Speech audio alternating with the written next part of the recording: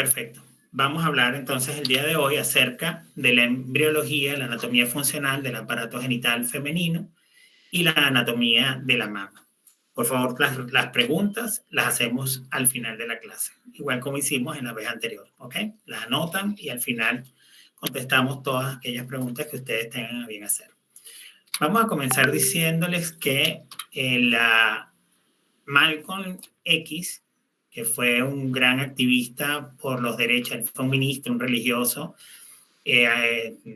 político y además de esto, un gran defensor de los afroamericanos y que además lo asesinaron a los 40 años de edad, dijo que la educación es el pasaporte hacia el futuro. El mañana le pertenece a aquellos que se preparan para él en el día de hoy. Entonces, esto es una invitación nada más y nada menos que a seguir estudiando. Ya ustedes están en un ciclo bastante avanzado, ya falta poco para lograr la meta, pero para recordarles que en medicina nunca dejamos de estudiar, que así estemos graduados y así tengamos muchas especialidades, pues siempre tenemos que estudiar, porque el pasaporte hacia ese éxito lo tenemos nosotros en nuestras mismas manos. Vamos a comenzar por decirles que en la anatomía del el aparato genital femenino vamos a tener algunas relaciones importantes con relación a los órganos que se encuentran a nivel pelviano. Fíjense ustedes que al hablar de genitales femeninos tenemos que hablar obligatoriamente del útero, tenemos que hablar obligatoriamente de las trompas uterinas, tenemos que hablar de la presencia de los ovarios, la relación que por supuesto tiene el cuerpo con el istmo y con el cuello uterino y por supuesto con la vagina, la relación que existe directa con la vejiga urinaria, inclusive con los uréteres, que sobre todo cruzan la arteria uterina la cruza, antes de su llegada al trígono vesical, y por supuesto las relaciones que existen con la región recto, digamos con el sigmoides y con el recto.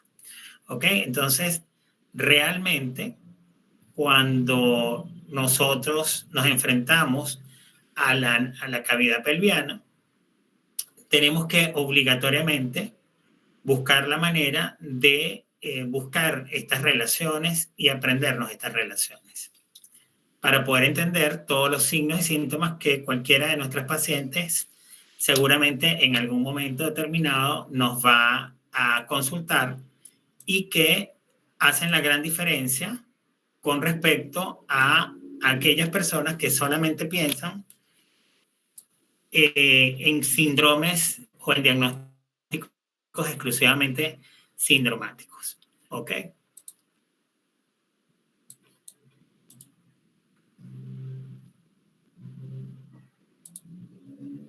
¿Se logra ver? Sí, doctor. Ok. Si en algún momento se deja de ver o se deja de escuchar, por favor me dicen. ¿Ok?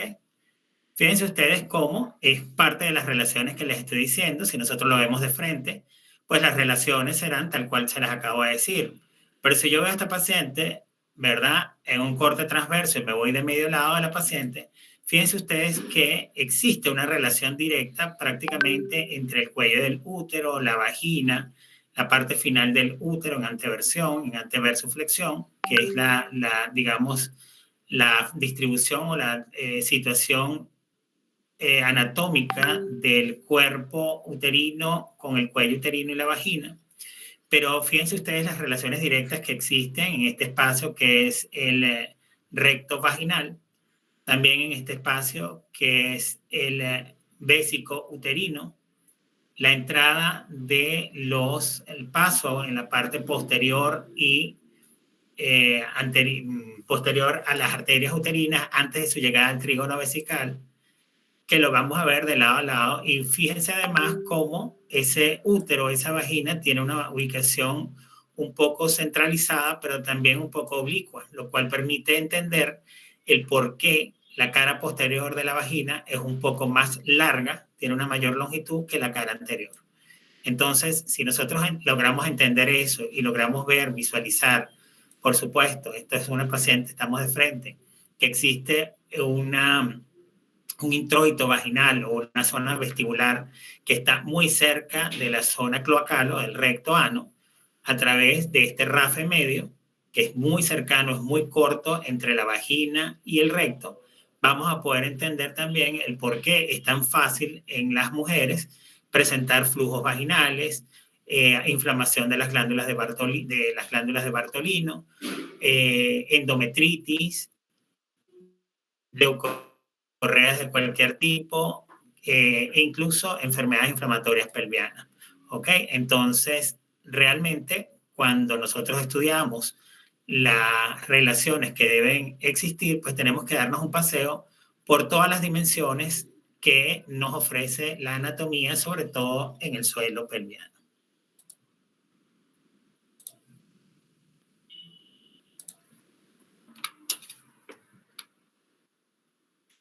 Vamos a comenzar hablando por lo que es la anatomía del ovario. El ovario, como ustedes saben, es un órgano que es doble, es un órgano que es intrapélvico, que tiene dos funciones básicas, que son, uno, la producción del gameto femenino, porque si usted no ovula, pues no se va a reproducir, y va a tener dentro de sus funciones una función neuroendocrina, como es la secreción de las hormonas esteroideas. El aspecto macroscópico del ovario tiene la forma de un huevo, es la forma ovoide, es de color blanco grisáceo y su superficie puede ser bastante lisa en los casos de pacientes muy jóvenes o ya en la etapa reproductiva, una superficie, puesto que con la ovulación y con los cambios menstruales típicos de las modificaciones del estroma ovárico, vamos a ver que la superficie va a ser un poco irregular dependiendo de los folículos que se estén desarrollando o que estén evolucionando dentro de ese estroma ovárico. Desde el punto de vista de sus dimensiones, la longitud es de aproximadamente 4 centímetros, su ancho es de 1,5 a 2,5 centímetros y su espesor es alrededor de 1 a 2 centímetros. Este es un órgano que se encuentra a nivel retrouterino y va a estar unido al útero a través de un ligamento que es el famoso ligamento útero-ovárico. ¿Ok? Los ovarios normalmente se encuentran o discurren detrás del ligamento ancho y se unen básicamente a él a través de su meso, que es lo que nosotros conocemos como el hilio ovárico. Cuando nosotros observamos en la anatomía patológica un ovario normal, vamos a ver que el ovario normal tiene la forma de una almendra. Como les dije, se localiza en la pelvis menor, debajo sobre todo de lo que se conoce como el estrecho superior, y está anterior y un poco lateralizado a lo que es el recto. Se encuentra además detrás del ligamento ancho del útero y está entre 1,5 a 2 centímetros de la articulación sacroilíaca. Quiere decir que las articulaciones cortas y bien cerca de la mayoría de los órganos pelvianos que se encuentran a nivel de esta pelvis menor. Quiere decir que una patología del ovario puede comprometer o puede dar sintomatología inespecífica, que no necesariamente se trate inicialmente de una patología de ovario, o al revés, si es una patología ovárica, nos puede dar otros signos y síntomas que no necesariamente son de ovario y puede generar controversias e incluso comportarse como un gran simulador. Su tamaño, ya se los dije, y su característica es que él es ovoide, relativamente aplanado o aplastado. Tiene un borde posterior libre y delgado, tiene un borde que va al mesovario a nivel anterior o iliar y tiene algunas extremidades como su porción superior, una porción tubárica, que es la porción que va más conectada a las fimbrias o muy cercano a las fimbrias de la trompa uterina, ¿verdad? Y tiene su conexión directa a través del útero ovárico, del ligamento útero ovárico con el útero. ¿Ok? El ovario, desde el punto de vista microscópico, está revestido por una hilera de células epiteliales que son cúbicas, pero que son cúbicas y que tienen tendencia a ser aplanadas. Este es lo que se llama el epitelio germinal del ovario, como lo ven ustedes aquí, que es un epitelio superficial que va a recubrir a los ovarios y se denomina epitelio germinal. Se encuentra debajo directamente de este epitelio germinal. Vamos a encontrar una capa de epitelio que se encuentra básicamente, que es lo que se denomina la túnica albuginea, que básicamente se comporta como una cápsula de tejido conectivo, ¿verdad? Y es un tejido que es bastante denso y bastante irregular, cuyas fibras colágenas son paralelas a la superficie ovárica. Y van a encontrar ustedes además que si nosotros hiciéramos un corte transverso del ovario, vamos a ver una zona que llamamos la zona de la corteza, en donde vamos a encontrar en etapa reproductiva los distintos folículos, ¿verdad? Los distintos folículos en las distintas fases de maduración. Como les dije, en el corte transversal nosotros vamos a ver una corteza y una médula. La corteza siempre va a ser muy celular, esa es una característica típica, mientras que la médula va a consistir básicamente en tejido conectivo laxo con una mayor vascularización. Como les dije, en el epitelio germinal, estamos aquí a nivel de, esto sería el epitelio germinal. Como ven, en un corte transverso vamos a observar la zona de la corteza, en donde vamos a ver múltiples folículos en distintas etapas de desarrollo versus una médula que es básicamente de tejido conectivo. En la capa cortical, en la corteza, nosotros vamos a observar básicamente que va a estar constituida por tejido conectivo, ¿verdad? Lo cual nos permite que una célula esté muy cercana a la otra y contiene los folículos en los distintos estadios, desde los folículos que son folículos primordiales, folículos primarios, folículos que van en folículos de maduración o folículos maduros o de Graf, sí, folículos que han eclosionado, es decir, que ya han ovulado y que entran en una etapa de degeneración, o podemos encontrar básicamente la formación de cuerpos lúteos o folículos incluso atrésicos. También es importante en los casos, por ejemplo, de síndrome ovario poliquístico o en casos de hiperinsulinismo. Como les dije, estas células van a constituir el estroma y son capaces de producir hormonas esteroideas. Mientras que en la capa medular, ¿verdad? Vamos a observar que está constituido básicamente por un tejido conectivo laxo central con vasos sanguíneos que son bastante tortuosos, porque aquí es donde se encuentra básicamente la gran parte de la irrigación y de la inervación del ovario. La histología, por supuesto, va a variar dependiendo del momento del ciclo y del momento fisiológico en el que se encuentre esa paciente.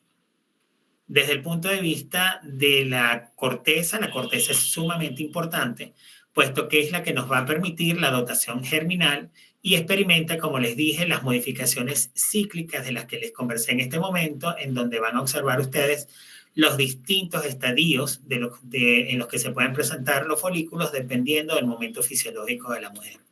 Mientras que, como les comenté, en la zona medular nuevamente, y es muy importante que lo aprendan porque probablemente es pregunta de examen, van a encontrar abundantes vasos, pero van a ver también unas zonas como estas que ustedes están viendo acá, que son unas zonas tubulares, ¿verdad?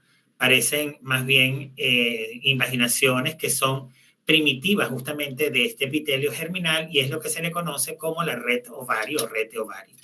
La rete ovario no son más que unos túbulos que son revestidos de un epitelio cúbico o cilíndrico con proyecciones polipoides intraluminales. ¿Cuál es la importancia de esta rete ovario? Es que ellos son considerados restos embrionarios de origen golfiano. Y esto es importante que los conozcamos. También vamos a encontrar en esa zona lo que se denominan las células iliares, que van a estar ubicadas básicamente en la zona medular y que no son más que el acúmulo de células con abundante citoplasma de aspecto epitelioide y que son homónimas a las células intersticiales del Leydig y del testículo. Por tanto, el aumento de estas células iliares está básicamente relacionada con aumentos o producción de hormonas masculinas y por tanto su aumento produce signos de masculinización. Esto lo van a observar ustedes, básicamente, un acúmulo de este tipo de células ciliares, pregunta de examen, en pacientes, por ejemplo, con síndrome de ovario poliquístico, dentro de los cuales uno de los 3 criterios de Rotterdam es el hiperinsulinismo, los signos de hiperandrogenismo, los signos de hiperandrogenismo que vienen dados básicamente por la seborrea en T, que es esa grasa en T en la cara, el acné, no solamente en cara, el más importante es el acné en espalda, la presencia de hirsutismo, que son vellos en zonas donde no deberían existir, por ejemplo, pelitos en esta zona, o esas pacientes que son algo velludas, o la inserción baja del cabello, ¿ok? La salida del cabello muy baja como en el varón, o incluso en la parte posterior igual, o la distribución androide del vello pubiano. Recuerden que los varones tenemos un vello pubiano que es más bien romboideo, con una de las puntas que va dirigida hacia el ombligo, mientras que en la mujer la distribución del vello pubiano es más triangular, con una base amplia que se localiza básicamente en el monte de Venus a nivel de la sínfisis del pubis y cuya una de sus lados prácticamente se va hacia la región ya de monte de Venus y la entrada de labios mayores y la entrada de la entrada vestibular. ¿Ok? El ovario, como les dije, desde el punto de vista histológico, va a variar dependiendo del ciclo menstrual, sobre todo en la mujer madura. Fíjense ustedes que es una diferencia importante lo que ocurre en la paciente menopáusica, en donde prácticamente allí no vamos a observar formaciones de folículos y el estroma contiene muchas masas hialinas y fibrosas, que es lo que se llama corpus albicans o folículos atrésicos. Quiere decir que esta paciente, durante esta etapa de la vida, ¿verdad?, al tener muchas masas hialinas en el estroma, pues no va a tener la posibilidad de generar suficientes hormonas esteroideas y estamos hablando básicamente de la producción de estrógenos, ¿ok? Entonces son pacientes que son hipoestrogenizadas o que definitivamente están en una etapa de menopausia en la cual no hay producción de estrógenos, al menos que sea por la aromatización de las grasas a través de las grasas periféricas. Desde el punto de vista de la irrigación, el ovario se irriga básicamente directamente de la aorta abdominal. Tenemos que viene la salida de una arteria, que es la arteria ovárica, que básicamente va a seguir lo que es el ligamento infundíbulo pélvico o suspensorio del ovario y se extiende básicamente al polo superior del ovario. ¿Ok? Se incorpora al meso de la trompa, se va a incorporar al meso de la trompa hasta llegar al ángulo que está formado por la trompa y el útero. Y en este lugar se anastomosa con las arterias, con las ramas de la arteria uterina a este nivel. La arteria uterina, básicamente, es una rama de la arteria hipogástrica. Esto es una pregunta de examen también, ¿ok? Arteria uterina, rama de la arteria hipogástrica, que a su vez es rama de la ilíaca interna. Ella se incorpora a toda esta zona, que es donde se encuentra el ligamento ancho, alcanza el istmo uterino y una vez que llega acá a esta zona, ella va a cambiar de dirección y va a ascender, ¿verdad?, a las proximidades de la trompa, donde se va a anastomosar con la arteria ovárica. Entonces, como ustedes ven, hay una red que permite que el ovario digamos, si falla en algún momento la arteria ovárica, por ejemplo, todavía tenemos una red, ¿verdad?, a través de la cual se generan algunas ramificaciones que pueden dar todavía irrigación al ovario. Caso contrario, en el caso de que nosotros hagamos, por ejemplo, una histerectomía simple con conservación de anexos, igualmente, si nosotros nos llevamos la arteria uterina porque tenemos que hacer una histerectomía, aún la arteria ovárica le va a dar irrigación suficiente al ovario para mantener su actividad. ¿Ok? Pregunta de examen. Incluso yo podría colocarles un ejemplo, un caso clínico en donde hacemos, por ejemplo, no sé, se me ocurre una histerectomía, bien sea una histerectomía obstétrica o una histerectomía simple, la paciente no deja de sangrar. ¿Qué pudiéramos hacer si ya nosotros aparentemente hemos ligado a la arteria uterina? Pues tendríamos que venirnos y hacer una ligadura a nivel de la arteria hipogástrica. ¿Ok? Pregunta de examen. Desde el punto de vista macroscópico, pasamos del ovario al útero. El útero, básicamente, como les explicaba en la imagen tridimensional, va a ser un órgano hueco, es un órgano que es intrapélvico, tiene la forma de una pera, pero una pera que es aplanada y volteada. Es decir, agarran una pera, ustedes la aplanan un poco y la voltean, y es la forma que tiene básicamente el útero, que se encuentra colocado básicamente en el centro de esta excavación pelviana y está ubicado entre la vagina, ¿verdad?, y el recto en la cara posterior. La función básica del el útero, básicamente en etapa reproductiva, es la reproducción, es la gestación como tal. Sus dimensiones van a variar desde el punto de vista de lo largo, mide alrededor de 6 a 9 centímetros. A lo ancho, ¿verdad? Si yo hiciera un corte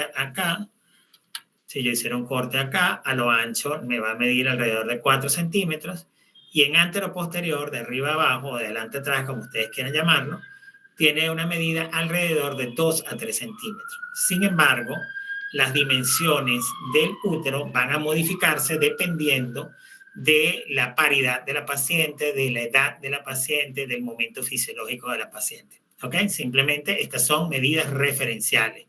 Y el útero pesa alrededor de 100 gramos. ¿Ok?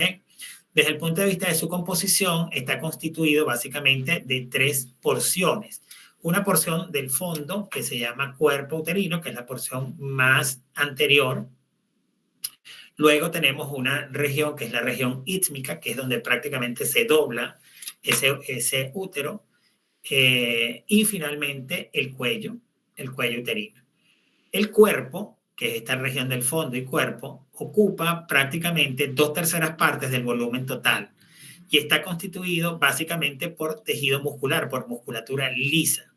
En el centro de este útero vamos a encontrar que no es completamente sólido, sino que es un órgano que es hueco, y en su centro tenemos lo que llamamos nosotros la cavidad endometrial, que es donde mes a mes, a través del influjo estrogénico y por cambios adicionales con la progesterona, vamos a observar los ciclos menstruales, el ciclo, es decir, los cambios propios de estas células glandulares a nivel del endometrio, y es lo que va a permitir que nuestras pacientes en etapa reproductiva vea o deje de ver menstruación. El cuello uterino, además, tiene la forma cilíndrica, tiene una longitud aproximada de 2 a 3 centímetros aproximadamente, y tiene una porción que entra o penetra dentro de la vagina. Tiene una gran parte de longitud que está dentro de la cavidad abdominal, pero una parte de ella sobresale a la porción superior de la vagina, y es lo que es conocido como el portio u hocico de Tenca, que fundamentalmente está tunelizado y lo observamos a nivel del fondo uterino de esta vagina. Adicionalmente a ello, vamos a observar algunas características fundamentales. Este hocico de Tenca o cuello uterino es de coloración rosa pálido, ¿ok? Esta es una imagen normal, y cuando lo vemos al colposcopio vamos a observar generalmente, no siempre, ya les voy a decir cuándo no, una zona de transformación, ¿verdad?, que es la zona de cambio del epitelio de una región exocervical al canal endocervical. Desde el punto de vista del orificio cervical externo, la morfología va a cambiar, y eso va a depender de la paridad. Y desde el punto de vista del orificio cervical interno, o también llamado OSI, sabemos que está ubicado alrededor de 2 a 3 centímetros del orificio cervical externo. Como les dije, el cuello uterino va a tener un segmento que es supravaginal, que tiene alrededor de 2 centímetros, y un segmento que es intravaginal, que tiene alrededor de 1,5 centímetros. ¿Ok? El istmo, que es justamente la zona más adelgazada entre el cuerpo y el cuello uterino, es una región que no tiene mucha función o no tiene una función realmente muy destacada durante el periodo de no gestación, pero durante la gestación cobra un interés muy importante, puesto que es esa la zona que más se va a adelgazar y es la que nos va a permitir probablemente trabajar y hacer los cortes más finos, sobre todo en el caso de realización de cesáreas, para evitar sangrados importantes, evitar desgarros importantes y permitir la salida de ese feto que viene en camino. Existen, desde el punto de vista morfológico, cambios, no solamente en la morfología de este útero, sino también en su estructura histológica. Y vamos a tener que existe una modificación importante entre la relación cuerpo-cuello. Si comparamos, por ejemplo, el útero de una niña, en el cual, si ustedes realizan una ecografía transabdominal, van a observar que el útero de una niña es de carácter cilíndrico, parece un cilindro, un tonel, mientras que en una paciente madura, adulta, vamos a observar la forma piriforme o la forma de una parte invertida, y también en las pacientes que ya han parido. En relación al eje, la forma, digamos, normal o más habitual de ver este útero es en lo que nosotros llamamos un eje en ABF o AVF, que es su colocación, su eje en anteversoflexión. ¿Qué quiere decir esto? Quiere decir que el cuerpo uterino forma con el eje del cuello uterino un ángulo abierto hacia adelante de aproximadamente 160 grados, y esto es lo que llamamos nosotros anteflexión. Y a su vez, ese útero, ¿verdad?, va a tener una modificación con respecto al cuello del útero, con el que forma en un eje importante con la vagina, en un ángulo abierto hacia adelante, lo cual le da más o menos un cambio entre el cuello y la vagina de alrededor de 90 grados, lo cual le hace ser anteverso. Entonces, si yo les pregunto a ustedes cuál es el eje habitual o normal o más común del útero, ustedes van a contestar en anteversoflexión.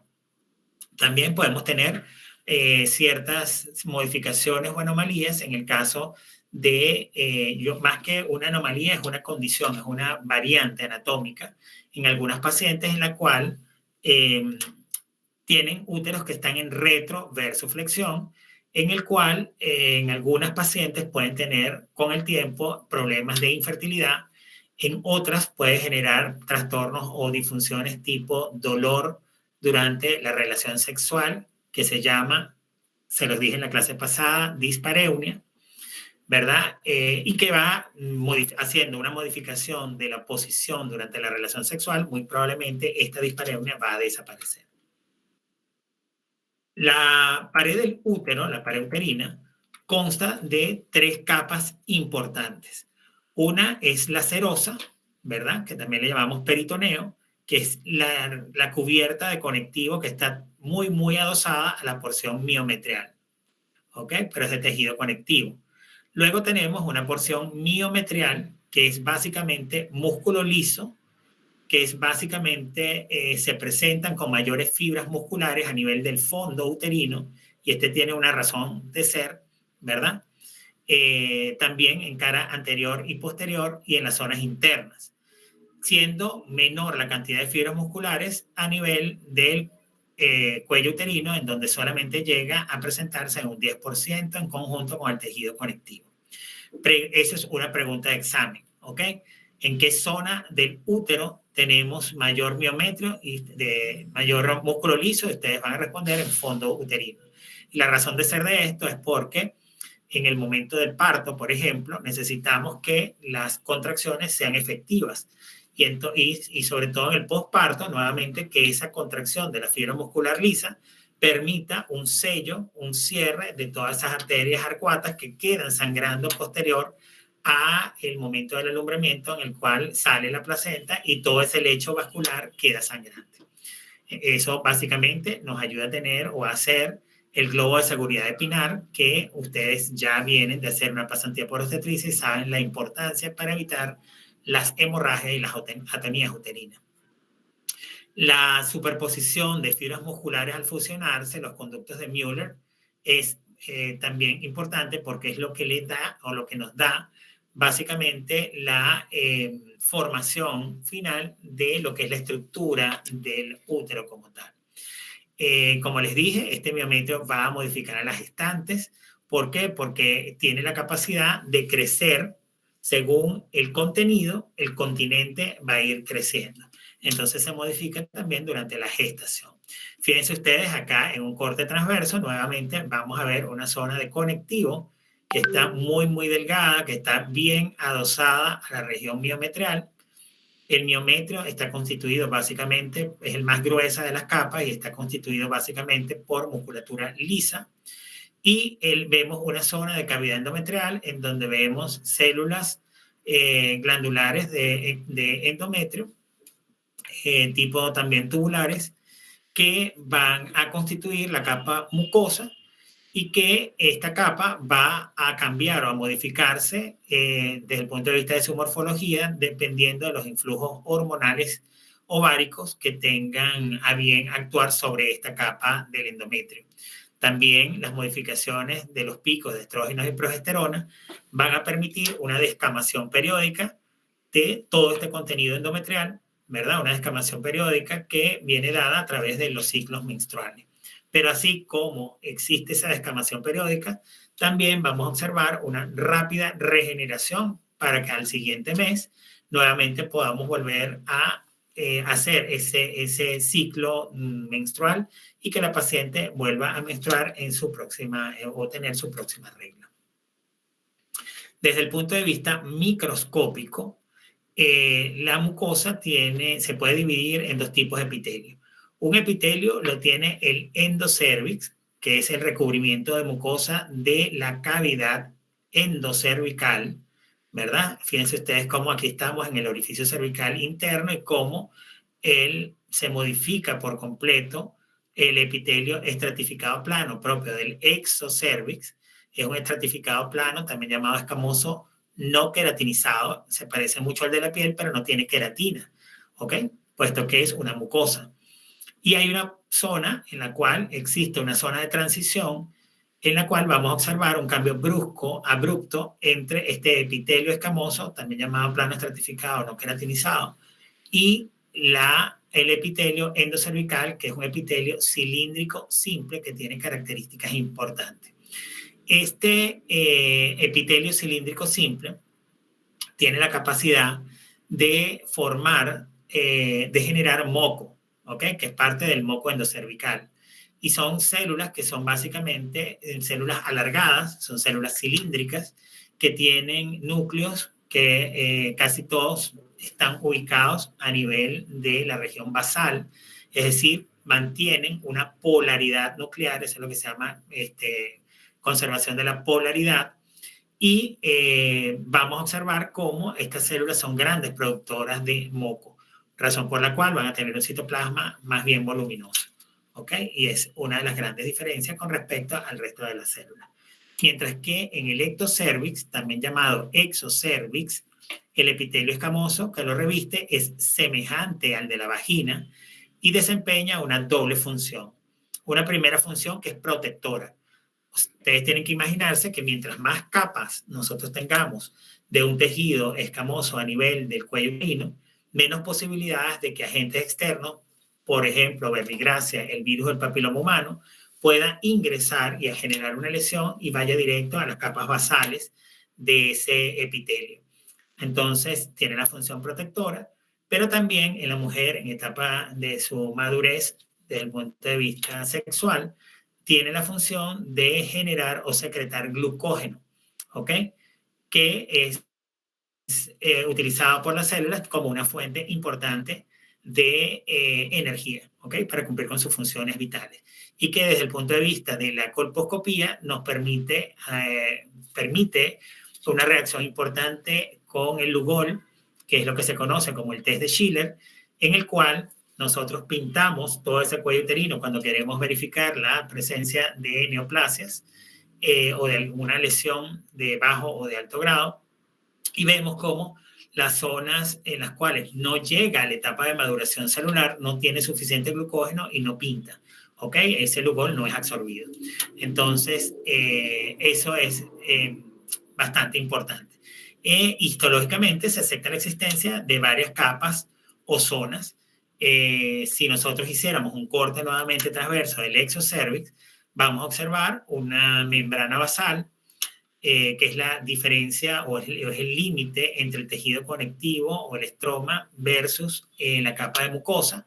Y en esa capa de mucosa vemos como 3 niveles: un nivel de células parabasales, intermedias y superficiales, cada una de ellas con características histológicas diferentes, siendo las de la superficie básicamente las más aplanadas, porque son las que básicamente se están preparando para la descamación, mientras que las más basales son mucho más amplias, más grandes, puesto que son las que van a ayudar a la regeneración de esas 3 capas celulares.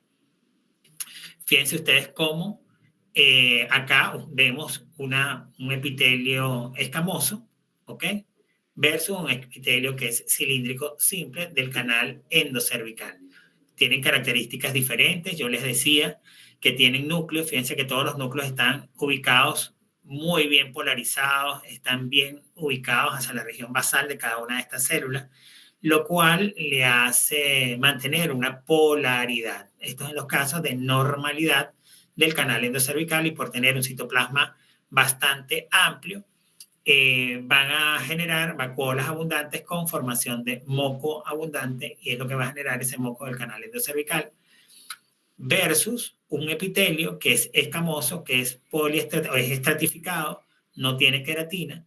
Y fíjense ustedes cómo la polaridad de las células es diferente. Hay zonas de la capa que es más basal, zonas de la capa intermedia versus zonas más superficiales que están más aplanadas para su descamación. De estas células glandulares, básicamente, ustedes, si las vemos un corte diferente a la microscopía óptica, vamos a observar que generan una forma o una suerte de glándulas tubulares racemosas, pues terminan en la superficie de la cavidad endometrial y generan como una forma de revestimiento. Esas glándulas también son conocidas como pliegues o surcos ramificados de la mucosa, ¿ok? Y básicamente es la misma mucosa que está invaginada y que está recubierta por el mismo tipo de epitelio. Cuando existe o cuando ocurre esta modificación importante entre las células del epitelio escamoso y las células del epitelio cilíndrico, estamos en la presencia de lo que conocemos como la zona de transición o zona de transformación. Esta zona es un epitelio de transición que va a estar formado por varias hileras de células en distintos grados de maduración. ¿Ok? Si nosotros viéramos solamente esta zona, que sería esta misma zona de acá, vamos a ver en ese espacio pequeño células que están en distintas etapas de maduración, ¿ok? Con características típicas incluso de una metaplasia escamosa, y que la metaplasia escamosa no es más que la presencia de células básicamente en zonas donde no deberían estar. Fíjense ustedes que en relación a este tema es importantísimo conocer de la zona de transformación, y será tan importante que la zona de transformación es lo que nosotros básicamente verificamos, lo que nosotros más buscamos cuando hacemos una colposcopía, puesto que es la zona en donde principalmente se generan las lesiones para lesiones de bajo grado o de alto grado, cuando hay la presencia de virus del papiloma humano o la presencia de neoplasia, es decir, cánceres, básicamente en cuello uterino. Entonces es muy importante esta zona de transformación porque es el sitio real en donde este tipo de lesiones pueden ocurrir. Normalmente, siempre habíamos dicho que en la paciente madura nosotros fácilmente podíamos ver al ojo por ciento esa zona de transformación. Sin embargo, a la luz de los estudios actuales, existen muchas dudas y muchas controversias en si en realidad esta zona de transformación está exclusivamente afuera, a nivel de la región endocervical y fácilmente visible, o en algunas oportunidades, o dependiendo del momento fisiológico, la topografía, es decir, su ubicación va a ser diferente. Pregunta de examen. En la niña recién nacida y en la mujer sexualmente madura y en el embarazo, ¿ok? Esta zona de transformación está normalmente o preferentemente situada con frecuencia fuera del orificio cervical externo. Es decir, el epitelio cilíndrico va a recubrir parte de este exocervix. Mientras que, y por supuesto va a ser más sencillo verlo, mientras que durante la infancia, antes del desarrollo y en la paciente menopáusica, es decir, cuando ya no hay influjo hormonal, esta zona de transición se suele encontrar en pleno conducto endocervical. Entonces ustedes comprenderán que si nosotros, voy a compararlo con esto, si en la zona de transformación se encuentra dentro del canal endocervical, ¿ok? Suponiendo que estas dos rayas rojas sea el canal sea la zona de transformación, si esa zona de transformación se encuentra dentro del canal endocervical, ustedes muy difícilmente se hacen una inspección básica y no usan espéculos endocervicales, muy probablemente no van a ver si se está manifestando una lesión por una lesión maligna o una lesión de cualquier tipo en ese cuello uterino. Y puede ser que usted macroscópicamente vea un, pero lamentablemente la zona de transformación está metida dentro del canal endocervical y a lo mejor la lesión se encuentra dentro del canal y usted no la logra ubicar. Por eso también, por ejemplo,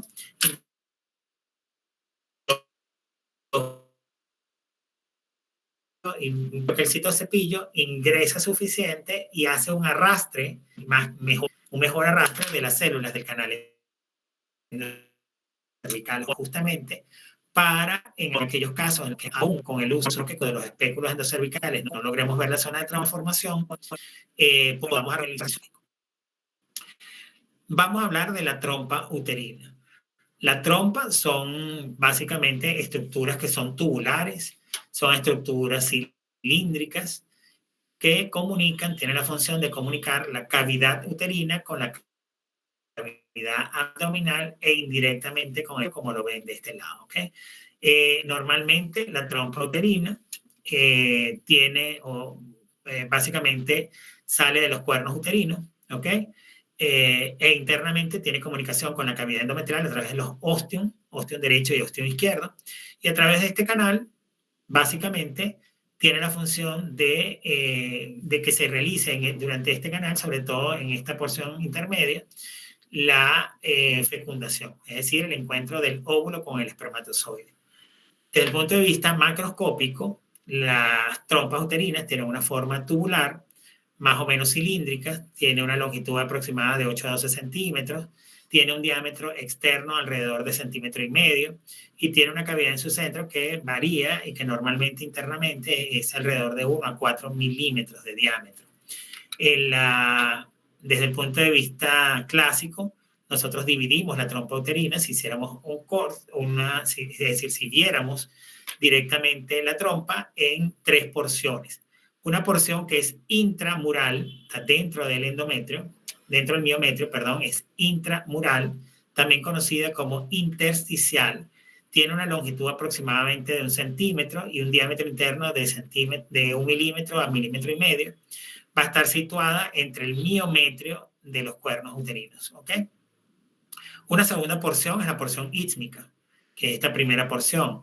Más o menos mide alrededor de 2 a 4 centímetros de longitud y dentro ya su diámetro interno es un poco mayor que el de la zona intramural y aquí el diámetro va de 2 a 4 milímetros aproximadamente. Y una porción final o la porción ampular, la porción de la ampolla donde están las fimbrias, que tiene una suerte de mano, pareciera una mano, ¿verdad? Que va a atrapar, va a tener esa función de por quimiotaxis agarrar ese óvulo que uno de los folículos maduros o de Graf eclosionó para llevarlo a través de la trompa y hacerlo conseguir con el espermatozoide y lograr la fecundación. Esta zona de la ampolla es la zona más gruesa de la trompa, termina formando una serie de lengüetas, ¿verdad? Como ustedes las ven acá, que también son conocidas como franjas o fimbrias, y en esta zona se denomina pabellón y pone en relación justamente a la trompa con el ovario, ¿ok? Esa es la función fundamental de esa región de la fimbria. La trompa uterina, desde el punto de vista microscópico, va a tener distintas capas. Una capa de peritoneo, que básicamente va a constituir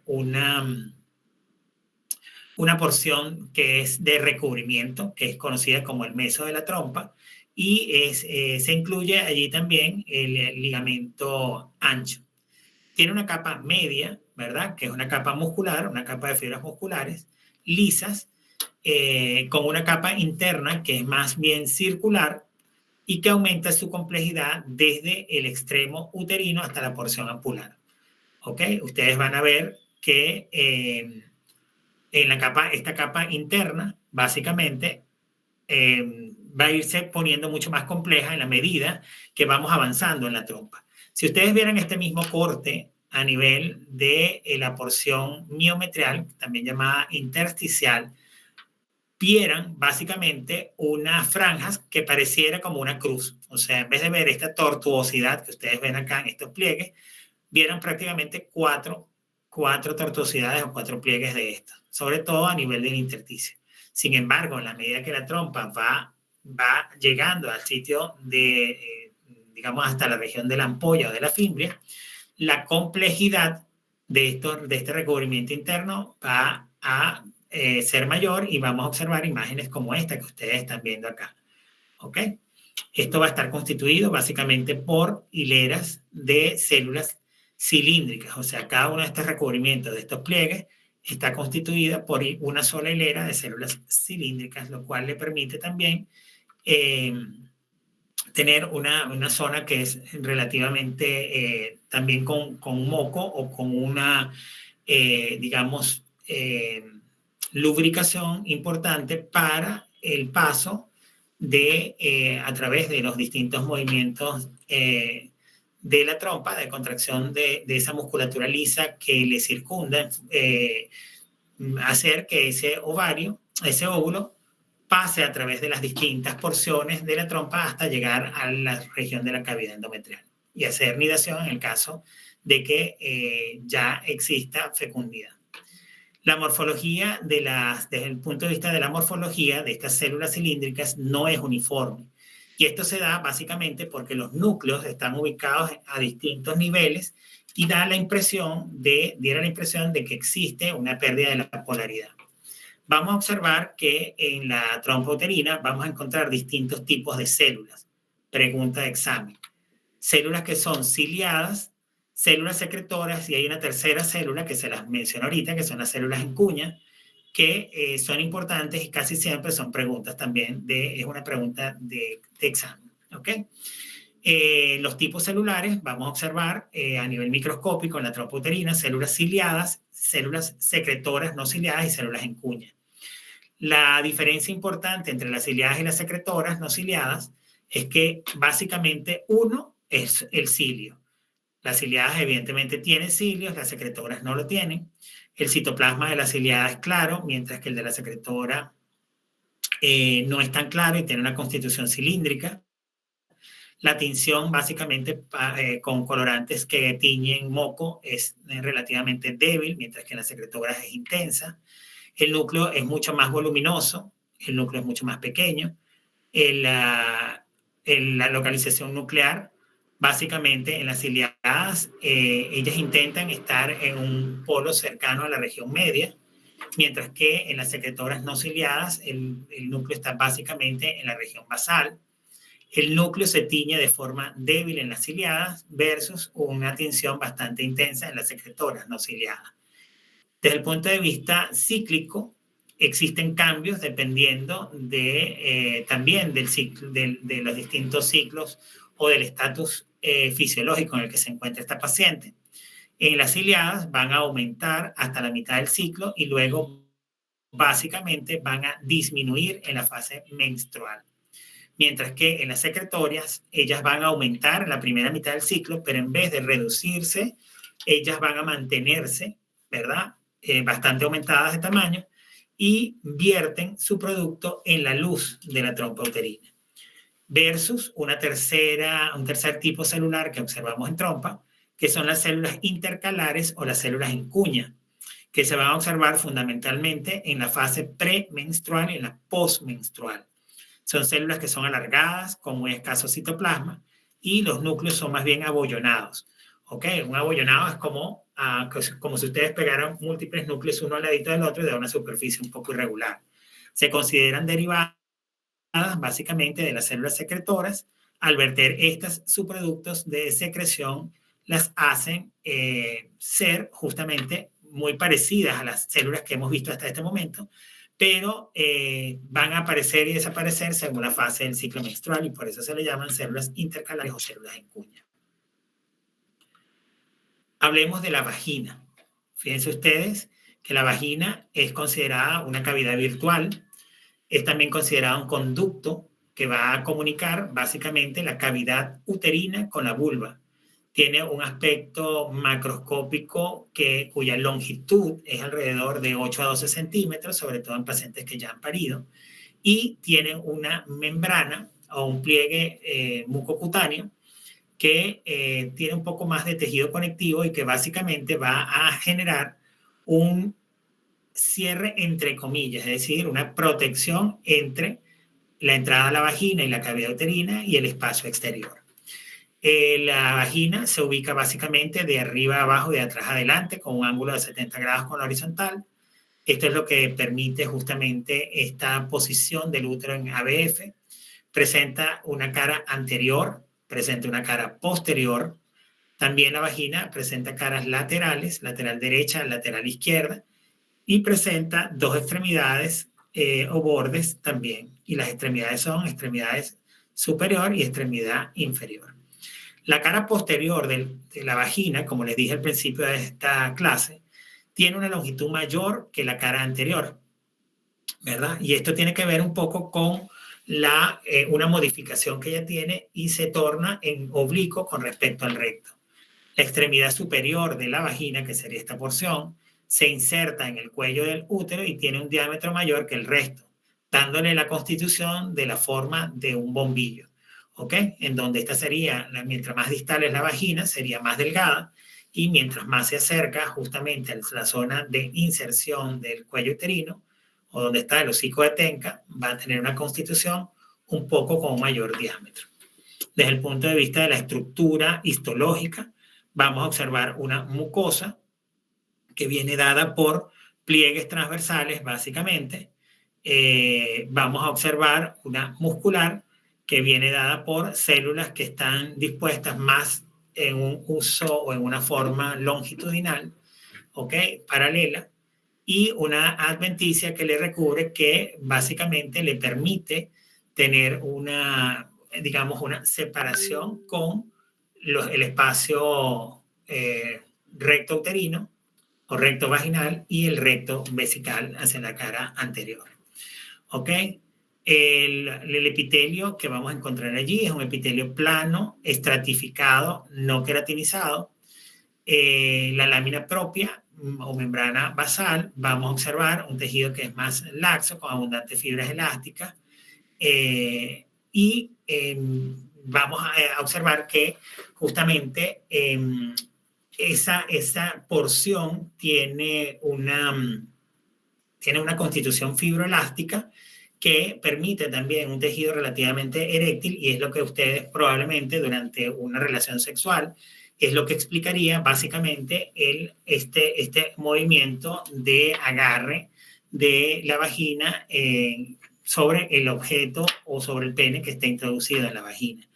La vagina, a diferencia de lo que nosotros vemos en canal endocervical, no tiene glándulas, y la lubricación de ella va básicamente a depender de la producción de moco a través de las glándulas cervicales, del moco que se produce a través de las glándulas vestibulares y del trasudado de las paredes de la vagina. ¿Ok?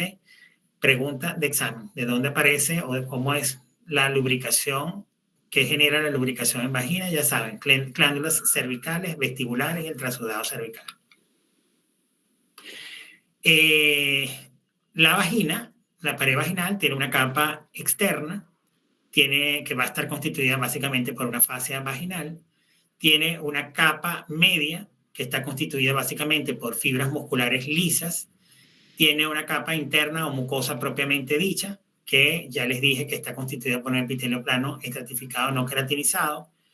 Y se dice que así como nosotros vemos modificaciones según el ciclo menstrual por ejemplo, en el interior de la trompa uterina o en el interior de la cavidad endometrial, también se habla de un ciclo histológico de la vagina en donde existe un desprendimiento de las capas más superiores del epitelio de la vagina durante la hemorragia menstrual y una disminución del espesor total del epitelio en la segunda fase del ciclo menstrual. Vamos a hablar de vulva. Cuando hablamos de vulva, vamos a hablar de todas las estructuras que le componen, que desde el punto de vista esquemático van a estar dadas por el clítoris, ¿verdad? Por supuesto, la salida del meato uretral, la glándula de Skene, el himen, los labios menores o ninfas, la glándula de Bartolino, que son las glándulas vestibulares mayores, la fosa navicular, que la podemos ver también en vulva, los labios mayores y monte de Venus. ¿Ok? Entonces, cuando ustedes tengan una exploración con una paciente, ¿verdad? Para realizarle el ginecológico, nunca dejen de explorar cada una de las partes que acabamos de mencionar, siempre haciendo énfasis, por ejemplo, en la retracción de la piel que recubre el clítoris y la verificación del tamaño del clítoris, que debe ser siempre cercano a 1 a 2 centímetros sin erección. ¿Ok? También es importante ver el tatuaje vulvar. Tatuaje vulvar se refiere a que si esta zona está oscurecida o no, es decir, mucho más oscura que el resto de la piel de la persona. Y eso tiene que ver con la estrogenización. Una paciente bien estrogenizada tiene un tatuaje vulvar mayor que una paciente no estrogenizada, en donde toda esta piel se va a ver blanco rosáceo. Igualmente, la distribución del vello pubiano es sumamente importante, como les dije, en forma triangular, con base en la sínfisis del pubis, y eso nos va a permitir también sacar los caracteres sexuales secundarios o poder determinar en conjunto con el hirsutismo de otras partes del cuerpo lo que se denomina la escala de Ferriman, ¿okay? Que es importante sobre todo en los casos de síndrome de ovario poliquístico. Todas las mujeres nacen con formas diferentes de vulvas. Si ustedes me preguntaran si hay una vulva que es tal cual como el diagrama que yo les acabo de presentar, la respuesta es no. Y fíjense ustedes que para poder explicar esto, este artista plástico británico, Jamie McCartney, en el 2013, generó este panel, ¿verdad? Que es decir, es una escultura, es sumamente famosa y que hoy día prácticamente la utilizamos en casi todas, es referencia obligatoria cada vez que hablamos de vulva, de 400 vaginas en 400 mujeres con 10 paneles distintos. Entonces, esto es una obra espectacular. En donde, fíjense lo que él dice que las vulvas y los labios son tan diferentes como las caras, y las mujeres no parecen saberlo. McCartney espera que con esta obra se ayude a combatir el incremento exponencial en los últimos años de las cirugías estéticas de labios en vulva, ¿verdad? Esta nueva manera de crear vaginas perfectas marca una tendencia bastante preocupante para las futuras generaciones de mujeres. Y es que el gran problema es que estamos abusando en la actualidad de las cirugías estéticas vaginales, que muchas veces mal hechas pueden llevar a traumatismos importantes o pueden llevar a disconfort importante durante las relaciones sexuales, a que ese vestíbulo quede entreabierto y sean más propensas a infecciones vaginales o simplemente generar castraciones, puesto que una vez que ustedes cortan esas ninfas, pues ya no hay forma de reconstituir ese tejido. Entonces, decirles que existe un solo tipo, tal cual como el diagrama que acabamos de ver, en realidad no. También esto va a tener una modificación respecto a la edad, al contenido graso, a las modificaciones estrogénicas, a la lubricación, etc. Entonces, en relación a la vulva, vamos a hablar de los labios mayores. Los labios mayores no son más que pliegues cutáneos, es tejido cutáneo con glándulas sebáceas, sudoríparas y folículos pilosos. Los labios menores, también conocidos como ninfas, son pliegues cutáneos que están situados detrás de los labios mayores. Por delante se originan por debajo de los labios mayores y forman un desdoblamiento que engloba el clítoris. Era lo que yo les decía. Cada vez que ustedes chequeen labios menores, hagan retracción de esa piel que está por encima del clítoris, ¿verdad? Que es lo que se llama el capuchón del clítoris, para verificar si el clítoris está presente, si no hay castración, como en los casos de las afrodescendientes, o de algunas culturas en donde esto se hace prácticamente como un ritual de iniciación. pero genera muchísimos problemas, sobre todo en el área de satisfacción sexual. Los labios menores están constituidos por un epitelio plano estratificado, su superficie es irregular, como habrán visto ahorita en todos los diagramas que vieron, y contienen abundantes glándulas sebáceas y carecen de folículos pilosos. El clítoris, por su parte, es un órgano que es eréctil, hace las veces del pene del varón, está muy vascularizado, está muy inervado. Es un órgano prácticamente muy importante para lograr el orgasmo, ¿no? Su longitud es menor de 2 centímetros, como les dije anteriormente. Está inserto en la extremidad interna de sus pilares a ambos lados del arco del pubis, y en su porción libre, que es la porción que sale, y externa, que se le llama también glande, está situado por debajo de los labios mayores, entre los repliegues que dan origen justamente a esta ninfa. Y en relación al vestíbulo, ¿verdad? Es una zona que está entre los labios menores. Si ustedes toman con sus dedos las ninfas o labios menores y los entreabren, los bajan y los llevan hacia afuera al mismo tiempo, van a observar los límites del vestíbulo. Y el límite básicamente es la línea de inserción en la cara interna de los labios menores, que es lo que se llama o se conoce como el surco de Valentine, y la parte anterior, ¿verdad? Esto es lo que constituye básicamente esta zona o surco de Valentine, en donde ustedes van a ver el meato urinario y por detrás van a ver la vagina inferior. El epitelio del vestíbulo es un epitelio plano estratificado con algunas glándulas. Las glándulas vestibulares o mayores. Normalmente vamos a observar, ¿verdad?, 2 orificios en la parte inferior de justamente esta región vestibular, y van a corresponder a las salidas de los conductos de las glándulas de Bartolino, que son glándulas secretoras que están constituidas por un epitelio glandular de células cilíndricas productoras de moco. El conducto excretor en su origen es de carácter cilíndrico, pero en su desembocadura está formado por epitelio plano estratificado, que es el mismo epitelio que recubre la vagina en su porción de salida, en su desembocadura. Además de esto, vamos a observar el himen, que como les expliqué, es un pliegue mucocutáneo, que básicamente es una membrana mucocutánea que va a permitir esa protección entre lo externo y la entrada a esa cavidad vaginal. Y vamos a encontrar distintos tipos de himen, como el imperforado, el anular.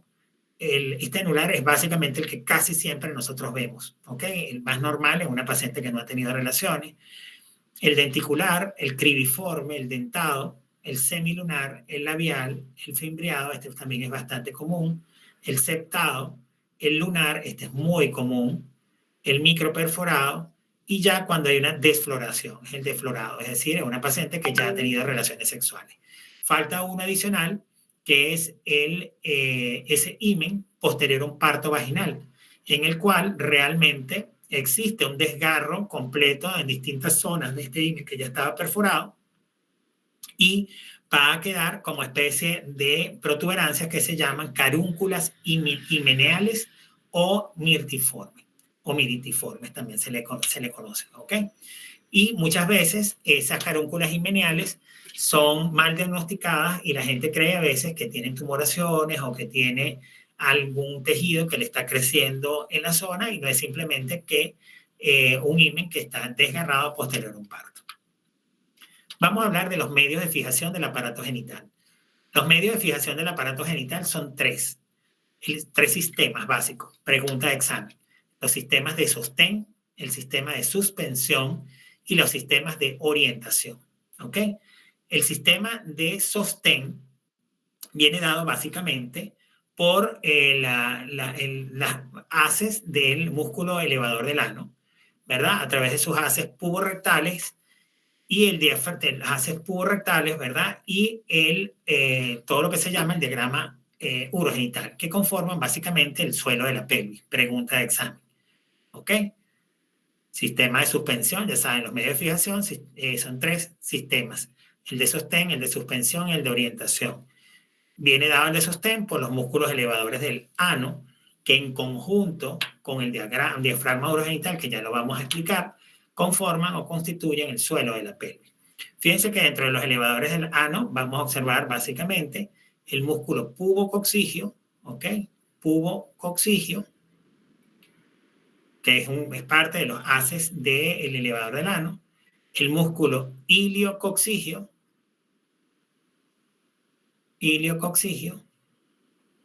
también parte de los haces del elevador del ano, ¿ok? Que en conjunto con el obturador interno y con el músculo coccigio, básicamente, esto no me corre, con los músculos coccigios básicamente van a constituir ese sistema de sostén. Es muy importante ver cómo en estos haces puborectales e iliococcigio vamos a observar como especie de una hamaca que permite su penetración a través de 3 orificios de salida, como el meato urinario, la vagina y el recto. Y todos ellos terminan básicamente en la punta del coxis o en los bordes laterales del coxis, ¿ok? Saliendo el primero desde la sínfisis del pubis y el otro desde el ilio del hueso de la cadera. El diafragma urogenital.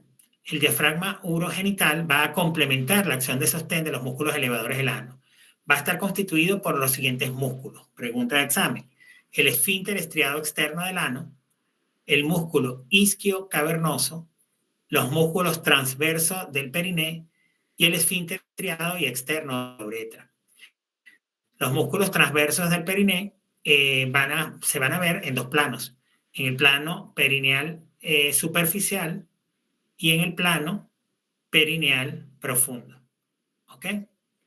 Entonces van a ver esos músculos transversos del periné a nivel superficial y a nivel profundo. Entonces ya saben, el diafragma urogenital va a estar constituido por los músculos que les acabo de mencionar. Otro de los medios de fijación es el sistema de suspensión. El útero ya no solamente está sostenido, sino que ahora necesitamos que haya algo que lo suspenda, que lo mantenga en suspensión. Y para ello juega un papel preponderante los ligamentos. Hay 3 ligamentos que son fundamentales. Uno es el ligamento cardinal o ligamento de McEnroth, que también se le conoce como el ligamento cervical transverso. Tenemos los ligamentos uterosacros, que son ligamentos que van desde la parte lateral de este cuello uterino y van directamente al sacro, ¿ok? Y los pilares de la vejiga, que se continúan con los famosos ligamentos pubocervicales, ¿ok? Que le van a permitir tener un sistema de suspensión, lo van a suspender. Ligamento cardinal o de McEnroth, también llamado cervical transverso, los ligamentos uterosacros y los pilares de la vejiga, que terminan siendo los ligamentos pubocervicales. También se le llama pubovesical. Estas son formaciones básicamente de tejido conectivo y también tejido muscular, constituyen básicamente el plano medio de soporte del útero y la vagina. ¿Ok? Si yo les digo cuál es el plano medio, pues ya saben que es este sistema de suspensión. Y el plano medio de soporte no solamente para el útero, sino también para la vagina. Y finalmente, y no menos importante, tenemos el sistema de orientación. No solamente necesitamos que esté sostenido, suspendido para que no haya prolapso, sino que también necesitamos algo que le permita orientarse, porque si no ese útero estaría bailando dentro de la cavidad o del estrecho inferior de la pelvis. Necesitamos algo que lo mantenga orientado. Y ese es el sistema de orientación que viene dado básicamente por 2 ligamentos. El ligamento redondo, ¿ok? Y los ligamentos anchos, tanto derecho como izquierdo. El ligamento ancho. Este sistema de orientación constituye lo que se llama el soporte o el sistema de suspensión de soporte superior del útero y contribuye a la anteversión, es decir, a esa forma que tiene con respecto al cuello y a la vagina, de modo que el eje de este órgano forma un ángulo recto con el eje de la vagina y es lo que permite que esté orientado. Entonces, los medios de fijación para el sistema de orientación son los ligamentos redondos y el ligamento ancho. La irrigación del aparato genital. El aparato genital básicamente va a estar irrigado por las arterias uterinas, ¿verdad? Que como les expliqué, son rama directa de la arteria hipogástrica, rama de la arteria ilíaca interna. ¿Ok? Y también las ováricas, la rama ovárica, que viene directa de la aorta abdominal, que da irrigación no solamente a las trompas uterinas, sino al ovario y, por supuesto, en su anastomosis con la uterina, también a una porción del útero. Y por su parte, ya les dije que la arteria uterina es una rama de la hipogástrica. Entonces, caso clínico que les diga, hemorragia general, aún habiendo hecho un clampeo de la arteria uterina, la acción siguiente es clampeo de la arteria hipogástrica. Entonces, recapitulando, los ovarios, ¿verdad?, están irrigados básicamente por la tuba ovárica y la arteria ovárica. El útero básicamente por la uterina y la útero ovárica. Y la vagina por las arterias vaginales, la hemorroidal inferior y la pudenda interna. La arteria ovárica se origina básicamente en la aorta abdominal, como les he dicho ya en 3 oportunidades. Sigue el ligamento infundíbulo pélvico, que también es conocido como ligamento suspensor del ovario. Se extiende desde el polo superior del ovario hasta la pared de la pelvis y se incorpora al meso de la trompa, hasta llegar a este ángulo, ¿verdad?, que está formado por la trompa uterina y por el útero, donde se anastomosa básicamente con la arteria uterina. Entonces, pregunta de examen. Si yo les digo a ustedes en dónde se anastomosa la arteria uterina con la arteria ovárica, ustedes van a decir que es en el ángulo que forman la trompa uterina con el cuerpo uterino, justamente a ese nivel. La vagina, como ya les dije, recibe su irrigación no solamente de estas 3 arterias, sino de estas ramas, que son las ramas cérvico-vaginales provenientes de la arteria uterina.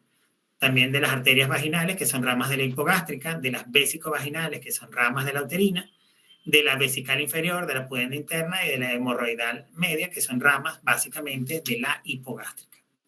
Generalmente cuando hago las preguntas de irrigación, normalmente les coloco menciones sin error ni omisión, por ejemplo. Pudiera ser una forma de pregunta en el examen. Y los genitales externos en general reciben su irrigación de la arteria pudenda interna, que es rama de la hipogástrica, y de las arterias pudendas superficiales externas, que son ramas básicamente de la arteria femoral. ¿Cómo es el drenaje linfático? El drenaje linfático, dependiendo del órgano, va a depender de distintos ganglios, que son ganglios paraórticos, ¿verdad?, de los ganglios ilíacos primitivos, incluso en el momento de inicio de la bifurcación de las ilíacas, ganglios ilíacos internos, ganglios ilíacos externos,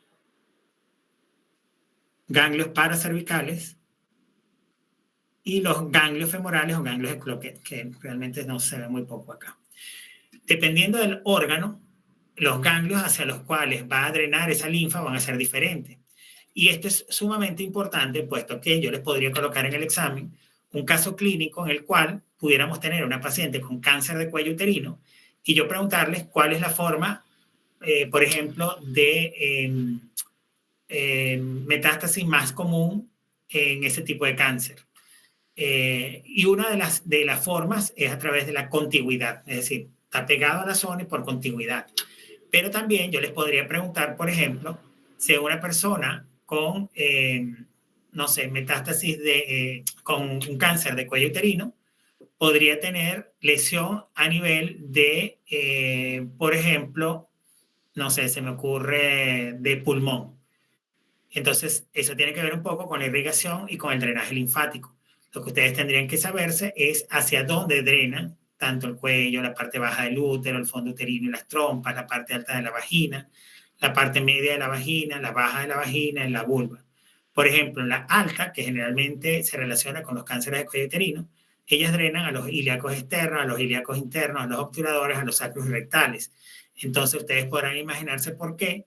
Por ejemplo, es relativamente sencillo observar a una paciente con cáncer de cuello uterino que tenga una fístula recto-vaginal, por ejemplo. ¿Ok? Entonces, es un poquito de sentido común.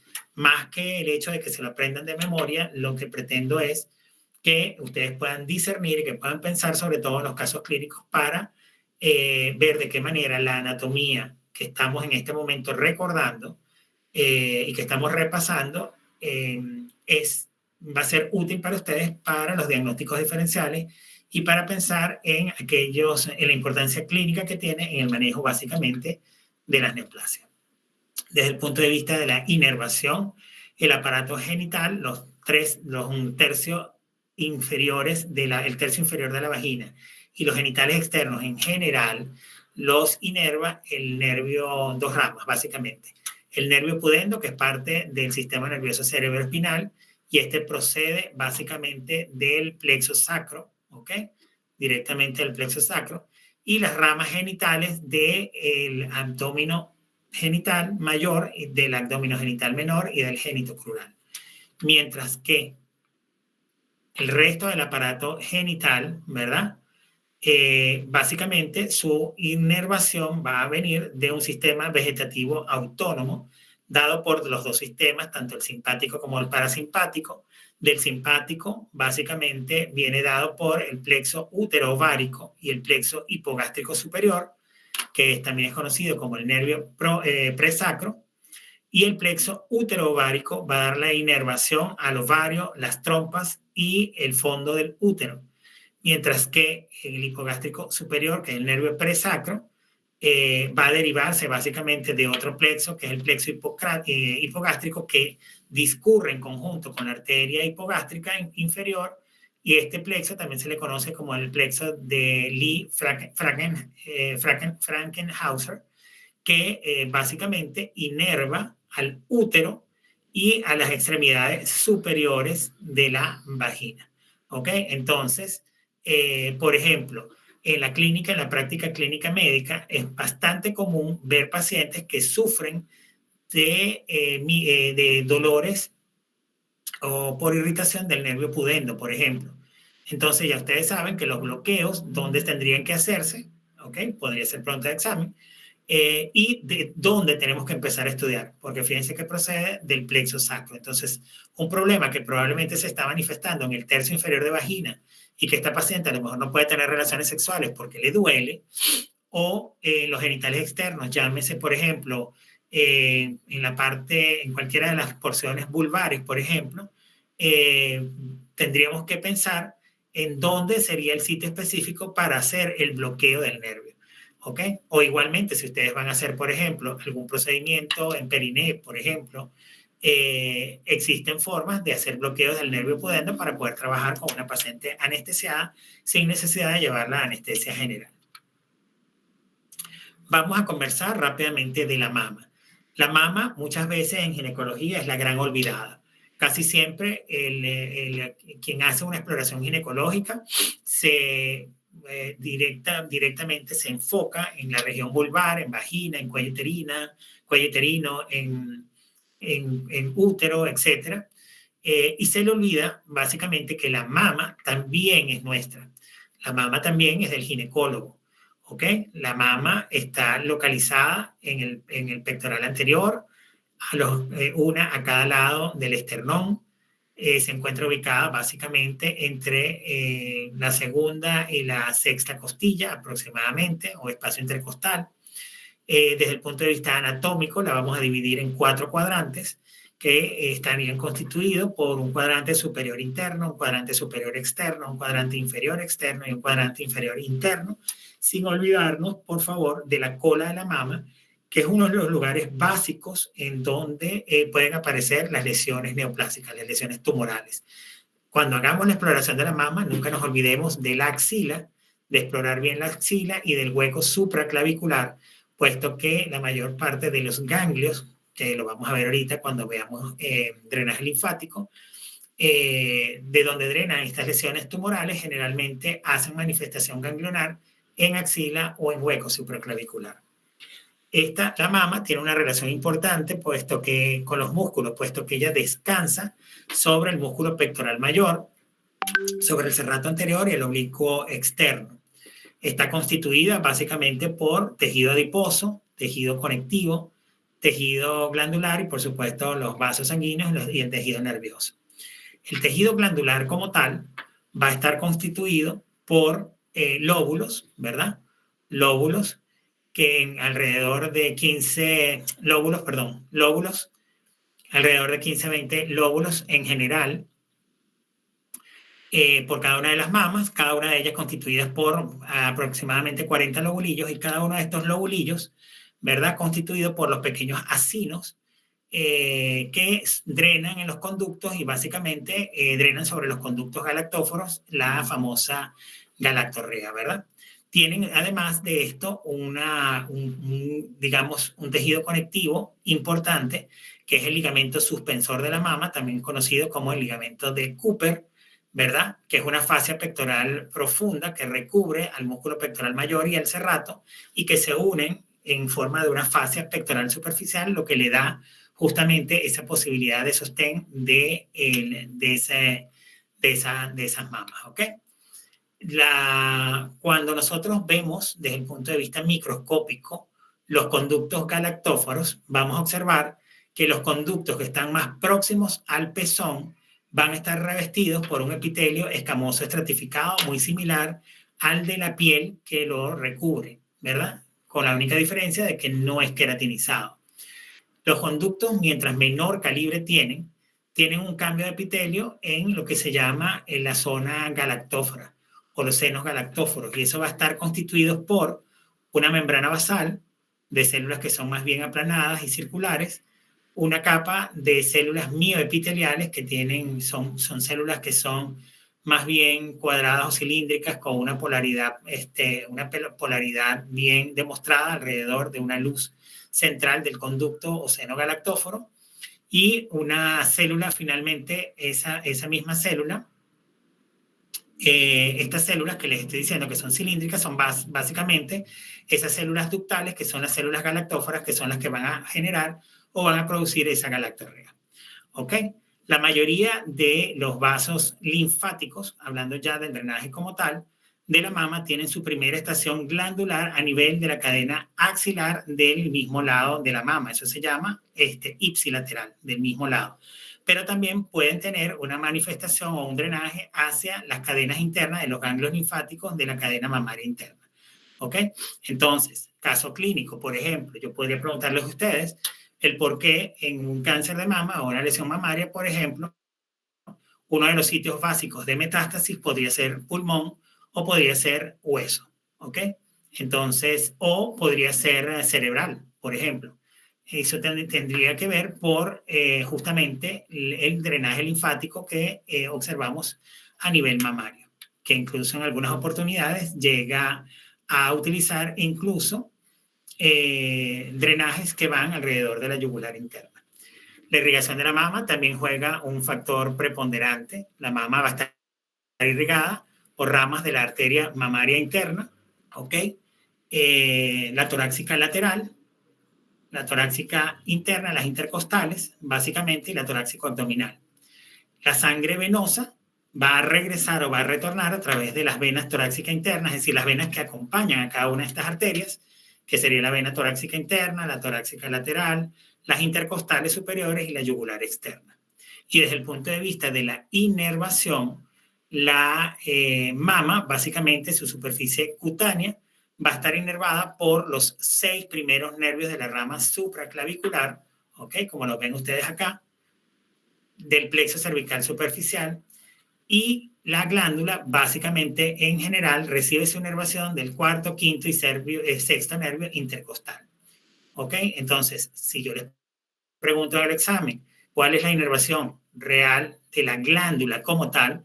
La respuesta sería de la rama de los nervios intercostales y de los nervios de las ramas intercostales y de las ramas supraclaviculares. ¿Ok? Esa sería la respuesta. Quien estudia, o mejor dicho, estudien para que seas amable y seas una buena persona, no para que te sientas superior a los demás. Esto es una premisa básica de todos los que estudiamos ciencias. Creo que es propicia la ocasión para hacer un llamado justamente de atención a que ustedes se formen, a que nosotros seamos simplemente facilitadores del conocimiento y de que ustedes puedan adquirir lo mejor para que sea utilizado en cada uno de los casos clínicos y en cada una de las pacientes que de ahora en adelante van a estar frente a ustedes. Habiendo dicho eso, abro la sesión de preguntas y respuestas.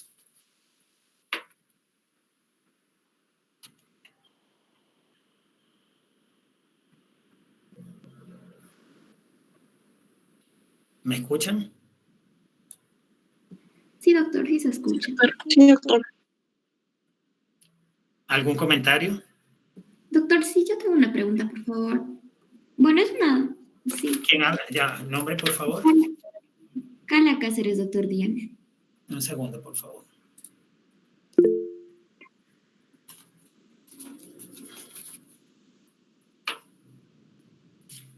Ok. Carla Cáceres Diana, ¿verdad? Sí.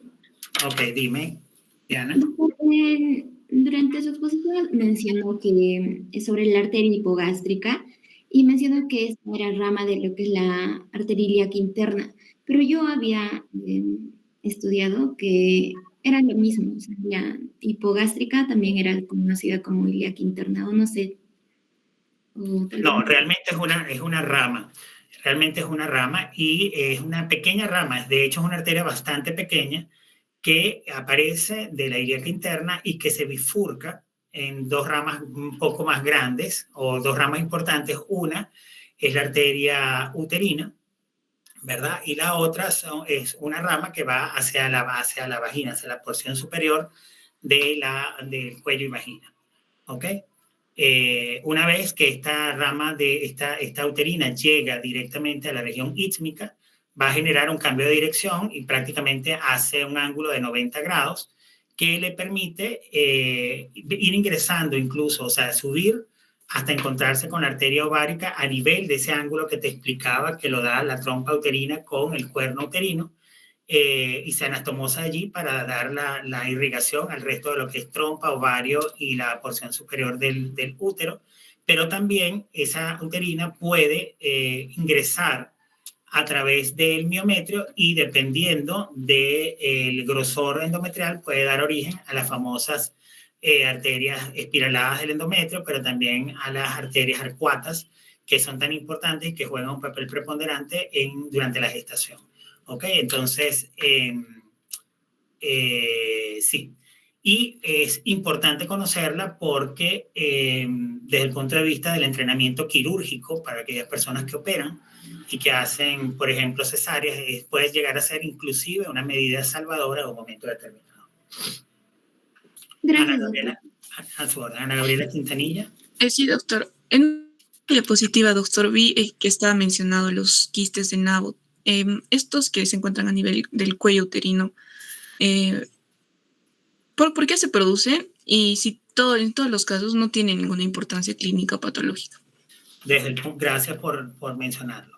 Los quistes de Nabot, o de Nabot, como lo quieran llamar, terminan TH al final, son básicamente glándulas. Recuerden ustedes que a ese nivel hay glándulas, ¿verdad? Que no tienen salida, no tienen escape del moco que producen porque no hay un orificio glandular que le permita sacar esa producción de moco. Entonces, básicamente es una lesión benigna que ustedes la pueden ver, es bastante común verla a nivel del cuello uterino, no se asusten cuando lo vean. Si quieren hacer una prueba, es muy sencillo, si quieren saber si es un quiste de Nabot, simplemente lo pueden aspirar, por ejemplo, cuando lo vean lo pueden aspirar, introducen un extensor de aguja, una aguja muy fina, y la introducen, aspiran y básicamente debería desaparecer. Igualmente cuando se hace radiofrecuencia también debería desaparecer en ese momento porque está constituida básicamente por moco. Es una lesión, como les digo, completamente benigna y no tiene ningún significado desde el punto de vista clínico. ¿Ok?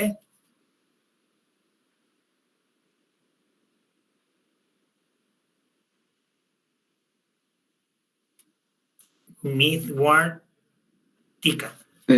Doctor, disculpe, quería hacerle una pregunta sobre las glándulas de Skene, ya que se encuentran también a nivel vestibular y tiene una homologación, bueno, de manera embriológica, ¿no? Como la próstata en el varón. Más que todo, quería saber la utilidad o la función que tiene a nivel del vestíbulo. Sí, casi todas estas glándulas tienen a ver, la función básicamente es la producción de moco. Es decir, para mantener incluso lubricación e incluso juegan un papel preponderante porque hay unas células que son las células mioconectivas, es decir, que tienen parte del conectivo y parte de células musculares lisas, que hacen como una explosión, también llamada squirt, durante un momento de un orgasmo, ¿no? Y ayudan básicamente, como te digo, en la lubricación. cuando estas glándulas de alguna manera se obstruyen, generan o hay una entrada de gérmenes a través de los conductos de salida que infectan la glándula, pueden generar problemas importantes, como por ejemplo la vestibulitis o la bartolinitis, cuando hay inflamación de las glándulas de Bartolino, en el caso de las vestibulares mayores. Estas también son conocidas como vestibulares, pero las vestibulares mayores. Esa es la función. Muy bien. Pablo Sea.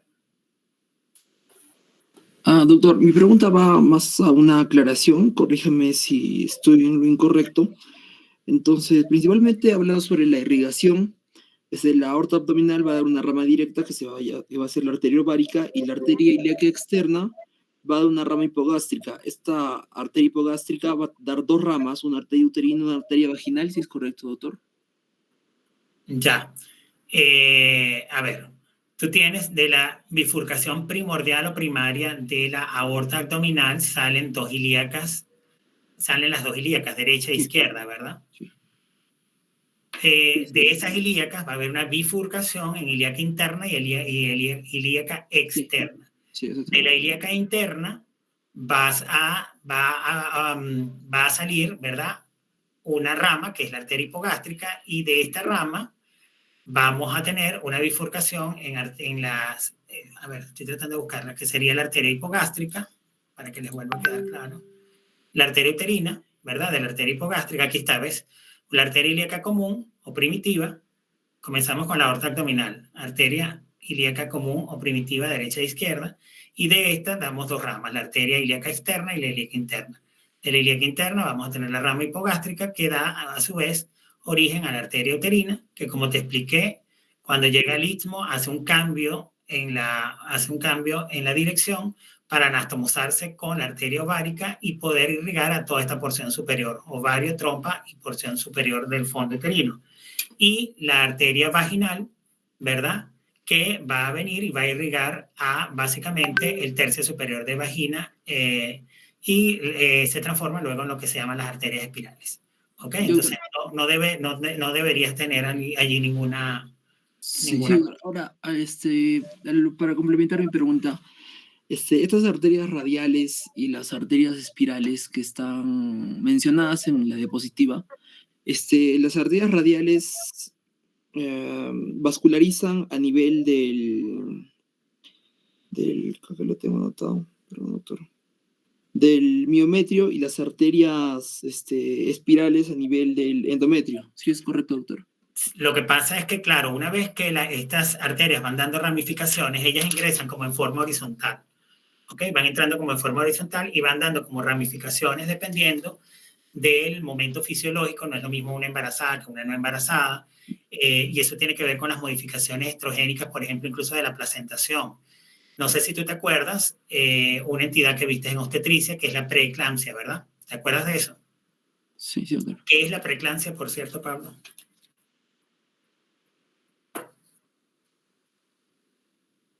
¿Te acuerdas qué es la preeclampsia? ¿Quién contesta?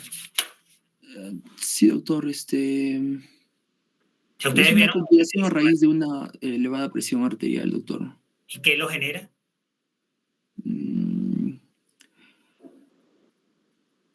No me acuerdo bien, doctor. Ok, recuerda que la preeclampsia no es una complicación. La preeclampsia es una entidad patológica que viene dictaminada puede venir acompañada de proteinuria o no, ¿verdad? Porque hoy día tenemos unos criterios, incluso otros criterios, pero anteriormente se decía que la tríada era proteinuria con hipertensión y edema, ¿ok? Esa es la tríada básica. Un paciente que viene después de la semana 20 de gestación con aumento en su presión arterial, eso tiene sus parámetros, con proteinuria y con edema, incluso con anasarca, esa era la tríada completa para decir que el paciente estaba en preeclampsia. Evidentemente, los criterios actuales incluyen los exámenes de laboratorio y los exámenes auxiliares para poder ver en qué grado se encuentra, ¿verdad? Si es un grado leve, moderado, severo, etc. Y por cierto que en la actualidad ya la proteinuria no es un criterio sine qua non, ¿ok? Ojo con eso. Pero básicamente eso. Ahora, ¿por qué ocurre? Mi pregunta era, ok, te pregunté qué es, pero ahora mi pregunta es ¿por qué ocurre esto? ¿Quién me la puede contestar? Doctor, ocurre por la hay una constricción a nivel ¿Quién habla? de las arterias espirales. Tupac-Yupanqui, doctor. Ajá. Doctor, ¿Qué ocurre? hay una obstrucción o constricción de las arterias espirales y eso hace que aumente. Ok, yo te voy a ayudar. Te voy a ayudar, sí. Ocurre algo así, algo similar, pero la respuesta sería una mala placentación. ¿Ok? Por eso es que esta entidad se le llamaba, o se le conocía antes como placentosis, o enfermedad del trofoblasto, también se le llamaba. Y poco a poco, en la medida que se fue conociendo un poco más de la enfermedad, hoy día se habla de una preeclampsia. Tiene que ver con una mala placentación y tiene que ver justamente con la no pérdida de la capa muscular y de la inervación que está alrededor de los vasos sanguíneos que se meten hacia la zona endometrial.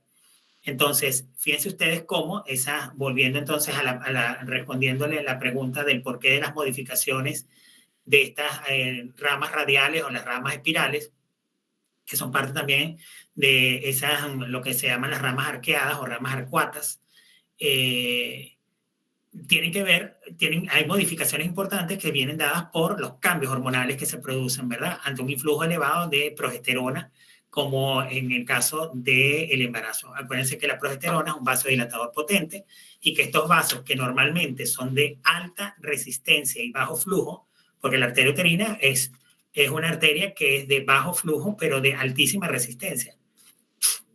¿Ok?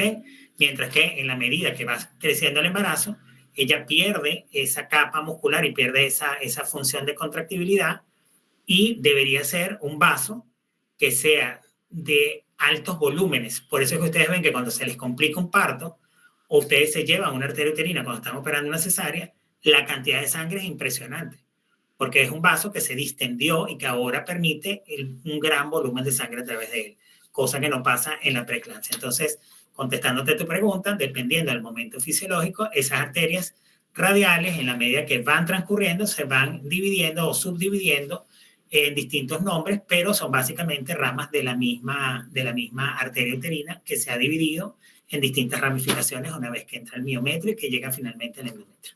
¿Ok? No hay mucho tiempo, voy a dar chance a Yul Abarca. Sí, doctor. Tenía una pregunta. Con respecto a la unidad lobular, bueno, la unidad lobular, ¿en qué parte de esta es donde se produce o donde se origina un cáncer maligno? ¿A nivel del ducto o a nivel del conducto de las células lobulares? Puede ser en cualquiera de los dos sitios. Tú tienes cánceres que son intralobulillares, intraconducto, ¿ok? Incluso en piel, por ejemplo, ¿ok? Pero generalmente los más comunes son los intralobulillares, ¿ok? O dentro incluso de los conductos galactóforos. Se puede presentar en cualquier lado, pero esos son los que normalmente más vemos con relativa frecuencia. Okay, doctor. ¿Tu apellido, Yul, es? Abarca. Abarca. Ok. 2 preguntas más y tengo que frenar porque tengo algunas actividades que vamos a hacer. Indira Anaya. Doctor, tengo una pregunta. En caso de estopías ováricas, ¿cuál es el cuadro clínico esperado? En el caso de, perdón. De ectopías ováricas, doctor. En ectopias ováricas, ¿cuál es el que no te escucho? El cuadro clínico esperado. Ajá.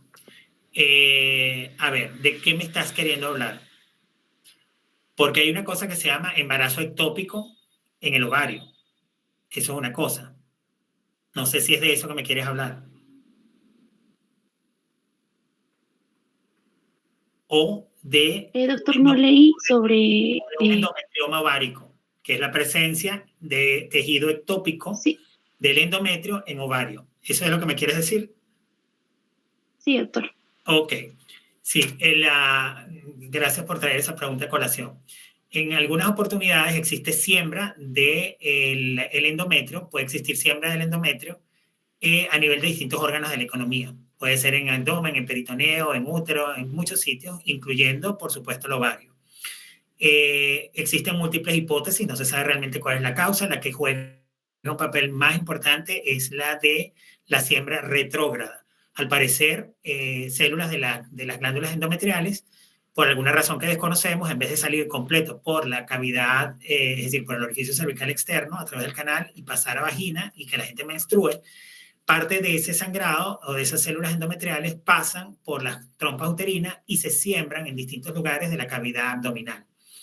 Cuando se siembran en ovario, pueden ir generando un aumento de volumen del ovario, que muchas veces al principio puede ser incluso con dolores inespecíficos o puede ser asintomático, hasta que comienza dolor o aumento del tamaño de una masa, que es una de las primeras manifestaciones que podemos sentir, incluso al tacto bimanual podemos sentir una masa que ecográficamente la vas a ver de forma homogénea, la vas a ver en forma de vidrio esmerilado o en forma de pantalla de televisión.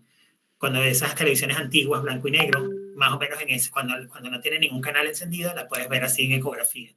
Y eso puede hablarnos de un famoso quiste, que es el quiste chocolate o quiste endometriósico, en el cual definitivamente hay que hacer exéresis de la lesión, muchas veces conservando la corteza ovárica si es que se puede, y si no se puede, una oforectomía total de ese lado. Pero básicamente se trata de eso. Y si cuando operas ves siembra de ese endometrio en otras zonas de la pelvis, que además puede generar irritación mes a mes, y eso puede ser causa de un dolor mensual de regla que se llama dismenorrea, pregunta de examen, pues lo que haces es que como que cauterizas todos esos focos y después colocas tratamientos con análogos de la GnRH tipo ácido zoledrónico, tipo acetato de goserelina, etcétera, que son análogos de la GnRH. Eso sí no va para el examen porque eso está fuera es como un comentario adicional. Listo. Juan Peñalosa. Doctor, buenas noches. Yo tenía una consulta. Usted mencionó que a nivel medular en el ovario había unas células iliares, espero no equivocarme, espero estar bien, y mencionó que en estas podía darse por alteraciones una masculinización. Y mi pregunta era si es que en qué caso se da o en qué síndrome se podría dar estos casos. Básicamente en síndromes donde exista hiperandrogenismo clínico, que no tenga directamente que ver con modificaciones de las glándulas suprarrenales. Porque tú puedes tener un hiperandrogenismo dado por bien sea externo, por ejemplo, una paciente que consume altos contenidos de testosterona en sus alimentos, por ejemplo, o una paciente que hace fisicoculturismo y se inyecta testosterona para mejorar su masa muscular y tonificar. Hoy día están muy de moda los chips de rejuvenecimiento, que son chips de testosterona. Si tú lo pones en una dosis inadecuada, también puede generar ese tipo de situaciones. Esos son externos, ¿verdad? O exógenos. Pero hay situaciones en las cuales tú puedes tener signos de hiperandrogenismo clínico dado por aumento en la testosterona libre, que es los casos de este tipo de pacientes que tú estás diciendo, que se dan básicamente por disminución de la producción de estrógenos por parte de las células que están involucradas en la esteroidogénesis hormonal del ovario. ¿Ok? Entonces, en ese tipo de casos. Caso típico, ovario poliquístico. Gracias, doctor. Seguro. Y Juan Pablo Condori. Última pregunta. Sí, doctor, buenas noches. Bueno, mi pregunta, doctor, iba más relacionada a que las mujeres posparto, normalmente la anatomía del piso pélvico suele sufrir una alteración, una dilatación muscular, ¿no? En lo que suele aparecer en las mujeres lo que es la incontinencia de esfuerzo. ¿Qué ejercicios, aparte de los ejercicios de Kegel, o qué medidas se puede complementar para tratar esta entidad? Ok. Está muy buena la pregunta porque eso podría ser un caso clínico que te pueda poner en el examen. Y ahí lo que tienes que contestar es que justamente se pierde la tracción que existe del diafragma urogenital, de los elementos del suelo pelviano, del músculo elevador del ano, etc. O sea, me tendrías que contestar con todo eso, con todo lo que es el sistema de suspensión, con todo lo que es el sistema de sostén y el de orientación. ¿Ok? ¿okay? Suspensión, sostén y orientación, que son los medios de fijación. Pero para hacerte la respuesta más corta, ciertamente se pierde esa capacidad por ruptura de los haces musculares, ¿verdad? Y de las fascias, más que de los músculos, de las fascias, lo que se daña, que son los tejidos más duros, ¿verdad? De conectivo que están en esa zona. Y uno de los ejercicios que es como que el clásico son los ejercicios de Kegel, como muy bien tú lo decías, que tienen que ver con la contracción y solte de ese piso pelviano. Es como que la mejor forma de explicárselo a la paciente es que se siente a orinar y que con muchas ganas de orinar, y que en lo que esté en lo mejor de sus ganas de orinar, frene por completo la orina, y esa sensación que ella va a sentir en ese momento es la sensación que debe sentir cuando está haciendo el ejercicio. Y luego que suelte lentamente y empiece a orinar nuevamente y después vuelve a cerrar. Ese ejercicio hay que hacerlo muchas veces al día. Al principio es medio fastidioso porque hay que hacerlo conscientemente, pero cuando llega un momento que se hace repetitivo va a ser inconsciente, entonces va a ser maravilloso. Pero fuera de esto, una de las medidas que hay que hacer es hacer buenos ejercicios prenatales y preconcepcionales para mejorar el piso pelviano antes de que la persona vaya a quedar embarazada.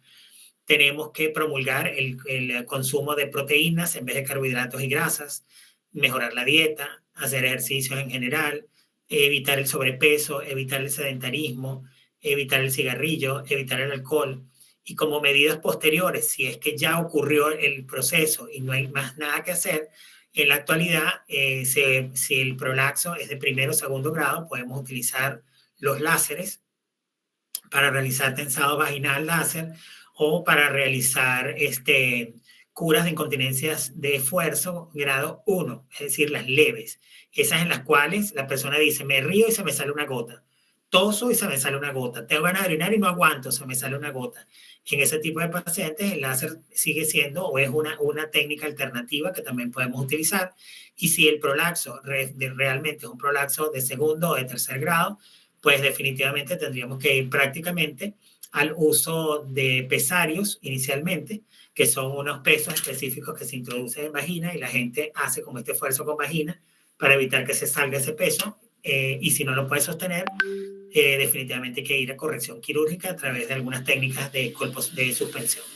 ¿Ok? Básicamente eso es lo que se hace. ¿Y qué mejora? Los ligamentos, básicamente, porque son los de suspensión. Y corrección de algunas fascias musculares, de algunas haces musculares. Bueno, habiendo dicho eso, voy a pasar ahorita nuevamente a la presentación un momento para mostrarles la penúltima diapo.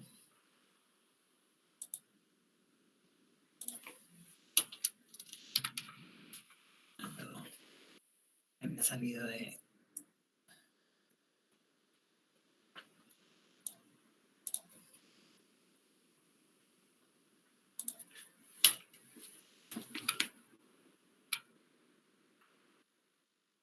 Y tenemos una tarea.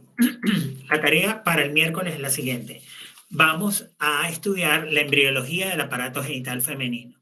Vamos a averiguar qué son los conductos de Wolf, qué son los conductos de Müller, y me interesa más el seno, qué es el seno urogenital, a las cuántas semanas podemos observar el seno urogenital, a las cuántas semanas le podemos decir a alguien cuál es el sexo, por ejemplo, el sexo femenino, a las cuántas semanas, etcétera. Es muy importante aprender, repasar la embriología, porque en realidad ya ustedes la vieron cuando vieron anatomía microscópica, pero me interesa mucho que desde el punto de vista de la materia, ustedes conozcan, recuerden, refuerzan lo que ya ustedes saben. Y no hay mejor forma que estudiando. Entonces, ustedes para este miércoles, la clase va a empezar con ustedes. No voy a empezar yo voy a reforzar al final. Ustedes van a hablarme de la embriología del aparato genital femenino. Lo vamos a hacer en grupos de 6 estudiantes y para hacer lo más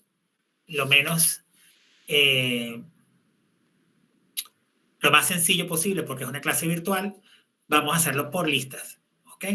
Por cierto, a Liz, delegada de curso, necesito la lista ya formal. Yo todavía no tengo acceso al aula virtual, como muchos de los profesores que estamos.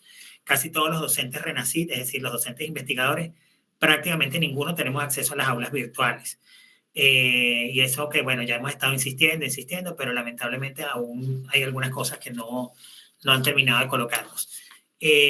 Así que voy a necesitar que por favor te pongas en comunicación con la secretaria del departamento para que por favor te emitan ya la lista final, pues, porque en las últimas 2 clases se me han incorporado 4 personas. Eso por una parte. Vamos a tratar de hacerla por grupos de 6 estudiantes, siguiendo la orden de la lista para que sea más fácil para mí evaluarlos. Lo único que van a hacer es que se lo van a estudiar y me van a generar 2 diapositivas. Eso es todo lo que van a generar, 2 diapositivas, con las cuales ustedes puedan explicar lo que aprendieron, lo que repasaron. ¿Ok? Si son 2 diapositivas con diagramas hechos por ustedes, mejor todavía. Si es con algo que ustedes inventaron, mejor todavía. Si es con una a mano alzada, mejor todavía. Es decir, lo que queremos es cuestiones noveles. O donde hagan uso de las herramientas tecnológicas también que en este momento todos ustedes tienen. Solamente me van a entregar 2 diapositivas que deben estar en la mañana del miércoles, mediodía, perdón. Desde el mediodía hasta las 4 de la tarde se las voy a recibir, de 12 a 4 del mediodía del día miércoles, por grupo, ¿ok? Ya saben que el grupo 1 va a ser Abarca, Guayo, etc. Cuando llega el 6, el número 7 arranca con los otros 6 y así por el estilo. Solamente que quede al final un número dispar o impar, voy a permitir grupos de 7, ¿ok? Pero los últimos números, sobre todo a las personas que ingresaron nuevas si no hay una lista formal. Y vamos a hacer una exposición de 5 minutos con esas 2 diapositivas. Por cada uno de los grupos voy a llamar al azar a 2 personas, ¿ok? Nadie sabe quiénes son, yo simplemente al azar voy a decidir quiénes van a exponer con esas mismas 2 diapositivas. La calificación que saquen es una calificación global como parte de la educación médica continua y del porcentaje de continuidad que tengo yo que tenerles para la evaluación. Esa es la tarea para el día miércoles. Y además de esto, ya tenemos que ir buscando algunos papers actualizados que vayan del 2018 al 2023, los últimos 5 años, que hablen de cáncer de cuello uterino. Básicamente, yo vi que a ustedes les llamó bastante la atención el otro día las pruebas moleculares, entonces vamos a buscar acerca de pruebas moleculares y cáncer de cuello uterino. Este sí va a ser por grupos de 10 estudiantes. Vamos a hacer un resumen de una página, que es lo que me van a entregar, en donde sean muy puntuales diciéndome cuál es el título, dónde se hizo el trabajo, si ustedes lo analizaron y vieron que utilizaron medidas basadas en la evidencia, si utilizaron el método científico, ¿ok? Es decir, van a hacer un análisis metodológico de la información que ustedes leyeron. Y un párrafo en un párrafo me condensen de qué se trataba lo que leyeron, ¿ok? Y cuáles son las conclusiones más relevantes y en qué lo pueden utilizar ustedes a futuro. ¿Estamos claros?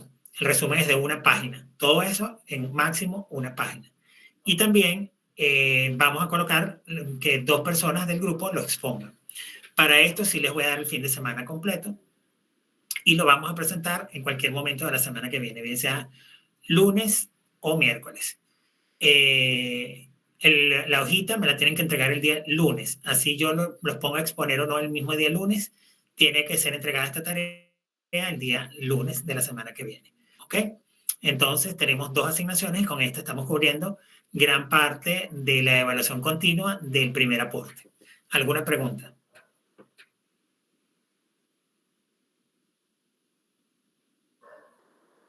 Doctor, disculpe, ¿la segunda asignación de búsqueda de papers también va a ser en orden de lista o por grupos? No, si quieren los pueden hacer. En realidad, miren, yo soy una persona muy amplia de pensamiento. En lo particular, yo no tengo muchas dificultades con este tema. Sin embargo, en vista de que, como les digo, en este momento no tengo lo del aula virtual, se me han inscrito otras personas, es decir, no tengo como que la lista oficial, no quiero tener problemas posteriores, entonces vamos a tratar de hacerlo por la lista, ¿verdad?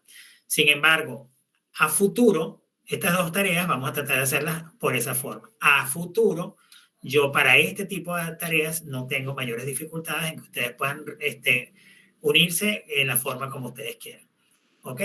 Siempre y cuando esto no vaya en contra de las normativas y el reglamento del departamento.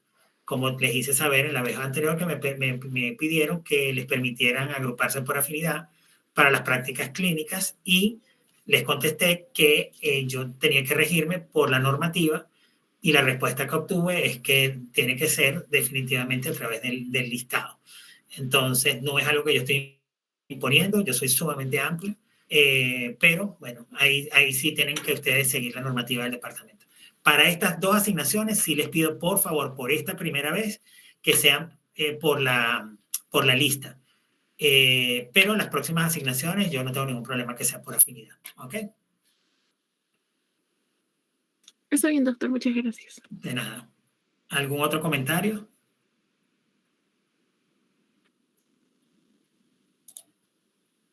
Bueno, y termino con esto. La mejor medicina es el amor, muchachos. Les deseo a todos el día de mañana que tengan un feliz día de San Valentín.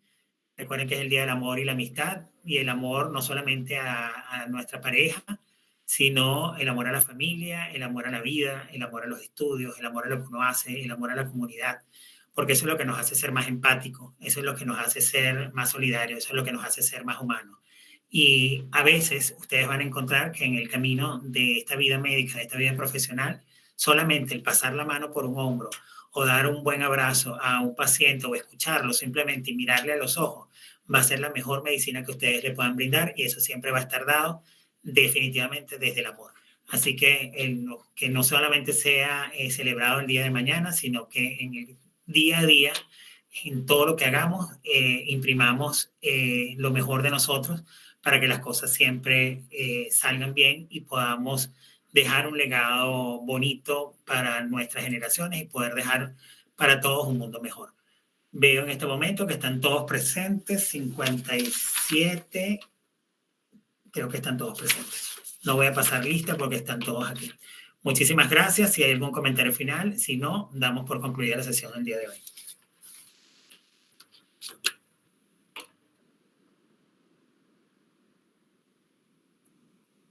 Creo que no hay comentarios, así que bueno, pásenla muy bien. Nos vemos la semana...